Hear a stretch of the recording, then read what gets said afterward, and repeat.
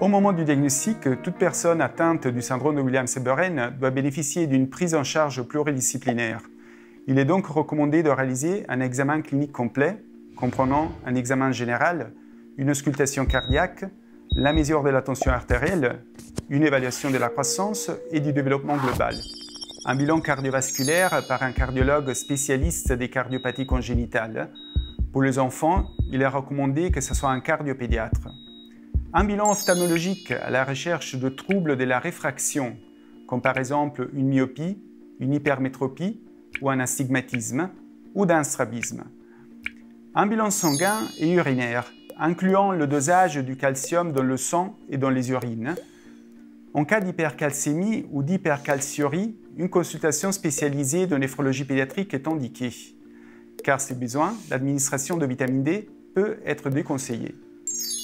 Un bilan thyroïdien, incluant notamment un dosage de la TSH, une échographie rénale et des voies urinaires, afin d'évaluer l'éventuelle présence de malformations des reins et des voies urinaires et de dépôts de calcium, ce qu'on appelle une néphrocalcinose. Un examen Doppler est indiqué pour évaluer l'éventuelle présence de sténose des artères rénales. En fonction de l'âge, au diagnostic et de la situation individuelle du patient, il peut être recommandé de réaliser aussi d'autres examens. Un contrôle de l'audition est un suivi ORL, un bilan bucco-dentaire à la recherche de l'éventuelle présence de dents manquantes, malposition dentaire ou caries. Pour ceux qui ont été opérés du cœur, on discute une prophylaxie de l'endocardite, donc un traitement antibiotique pour des soins dentaires. Un bilan orthophonique et psychomoteur, incluant une évaluation neuropsychologique et comportementale. Suite au diagnostic, les patients doivent bénéficier d'un suivi multidisciplinaire. Ce suivi inclut aussi la répétition périodique de certains bilans, comme les bilans cardiovasculaires ou les examens sanguins et urinaires. Le suivi médical est adapté aux différentes tâches de la vie et peut être différent en fonction des individus.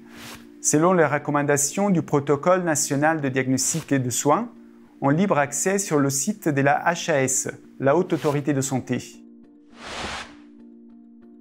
Aujourd'hui, il n'existe pas de traitement pour guérir ce syndrome, mais on peut proposer des traitements pour entretenir les symptômes et des rééducations pour permettre aux patients de développer toutes ses capacités.